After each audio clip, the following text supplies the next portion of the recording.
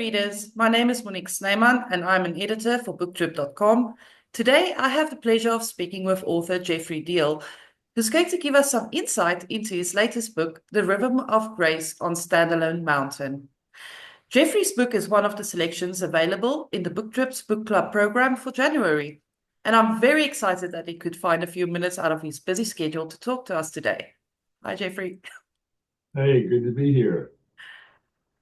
Let's get to it.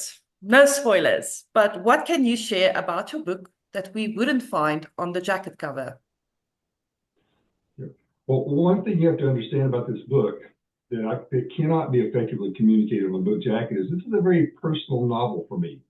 My wife, for instance, has relatives caught up in a cult that's very similar to the one depicted in the book. And much of what's depicted in the book is from firsthand accounts of this experience. Also, what you don't pick up from the book jacket is the question, what would it be like to live with a disability or physical deformity that was not corrected either by religious restraints on one hand or by the absence of technical abilities on the other hand, and how freeing it must be to find love from someone who embraces you as you are. You're not going to find that on the book jacket. That's very interesting.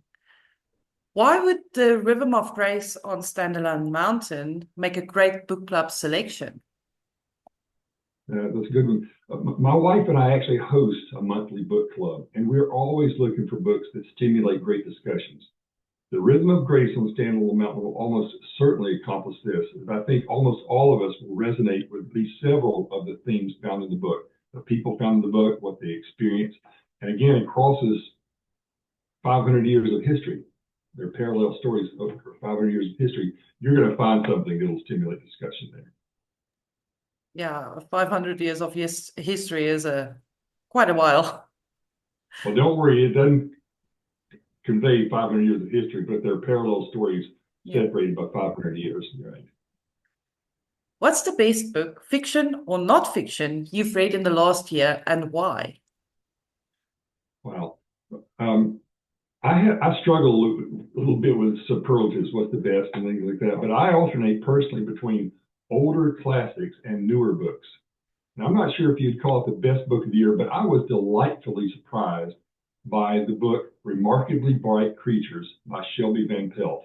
I mean, my goodness, who could have thought it possible to fall in love with an octopus? I mean, really. And what talented writing it must take to elicit that response in us. So I just love that book.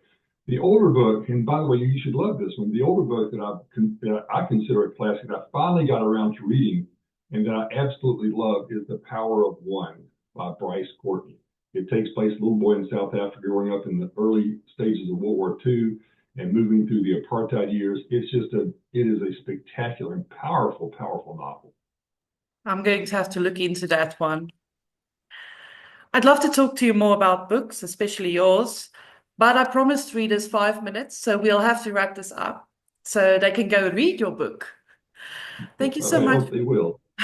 I'm sure they will. Thank you so much for spending some time with us. It was my pleasure. For more information about Jeffery's book, please check out the book club page on the booktrib.com next site. Until next time, bye.